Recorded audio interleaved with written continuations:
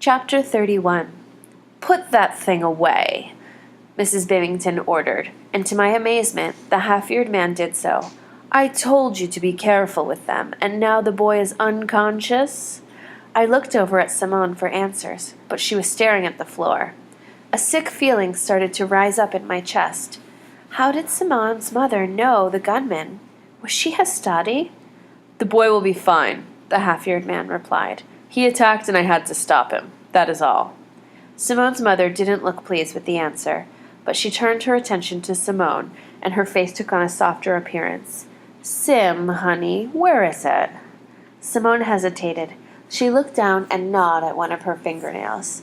My eyes flew back and forth between Simone and her mother, trying to make sense of what was happening. "Sim, this is for the best." Miss Bivington's voice dripped with sweetness. "You know that." "What's going on, Simone? I couldn't believe this was happening. Please tell me there's some sort of misunderstanding," I begged, "that your mother isn't Hastati." She jerked her head up.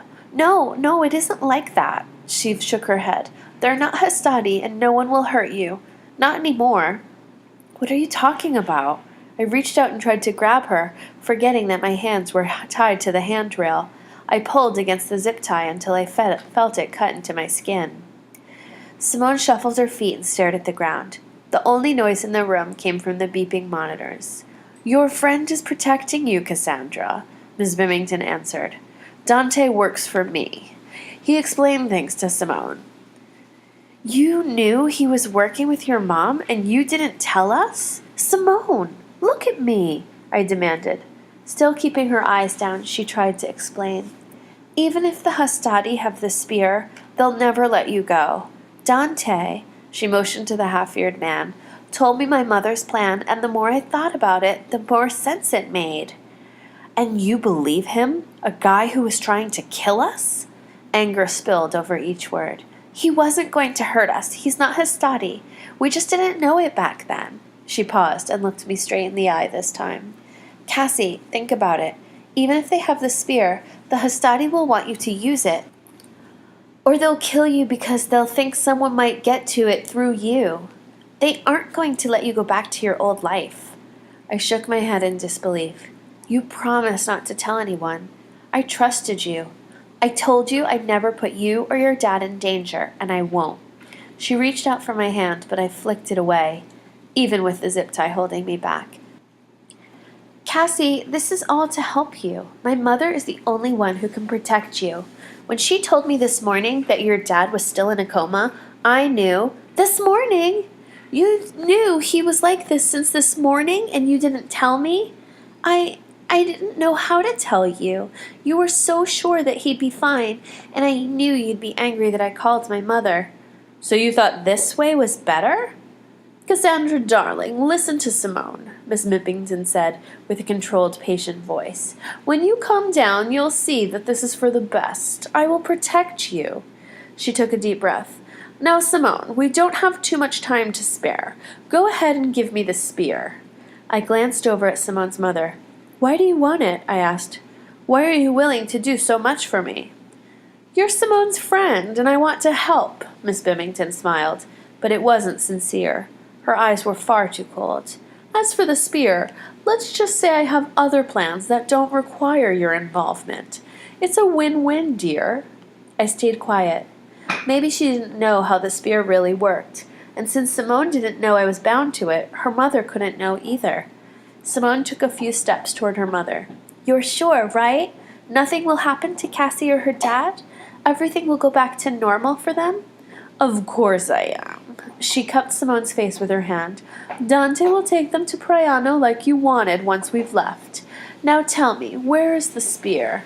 "Simone, don't," I pleaded. "You can't trust what she's saying." Simone spun around to face me, her eyes blazing. "She's my mother. Of course I trust her." She strode over to where Asher had dropped his backpack and pulled out the yellow messenger bag. Without a second thought, she yanked out the spear and, tossing the bag aside, gave it to her mother. Finally, Miss Bivington could only stare and marvel at the spear resting in her hands. "I'm so proud of you, Simone." She put the spear in her red leather purse and smiled at me. You, my dear, are very lucky to have Simone as a friend. I would not offer this kind of protection to just anyone. It will take quite a bit of bargaining and a few concessions on my part. You should be grateful."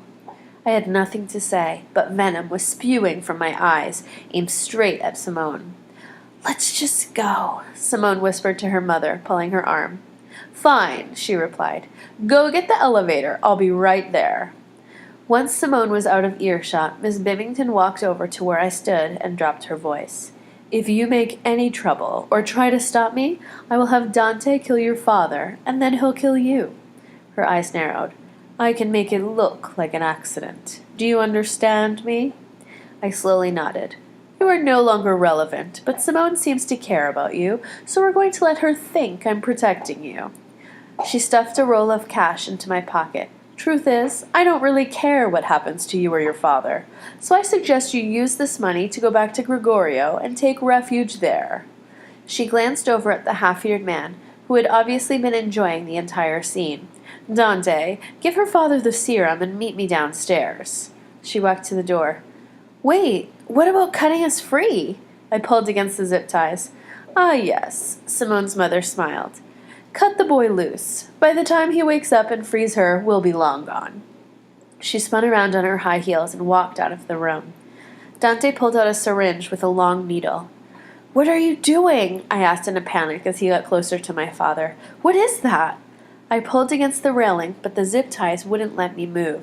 He didn't say a word, but instead tapped the syringe and injected the serum into the IV tube. "Stop!" I pointlessly ordered. "You're going to kill him." He pulled out the needle and shook his head. "No, I'm waking him up. Now you be quiet, or I'll have her come back." He stepped over Asher and walked to the door. "No, wait. You're supposed to let him go," I said. "Am I?" He laughed and walked out of the room. I stared at my father, but nothing happened. He wasn't miraculously waking up. He wasn't even moving. "Asher!" I stretched, trying to nudge him with my feet, but he was a few inches too far. "Asher!" I sank to the floor. This was not how this morning was supposed to end. The spear was gone. Brother Gregorio was dead. My father wasn't waking up. It felt like I'd lost everything.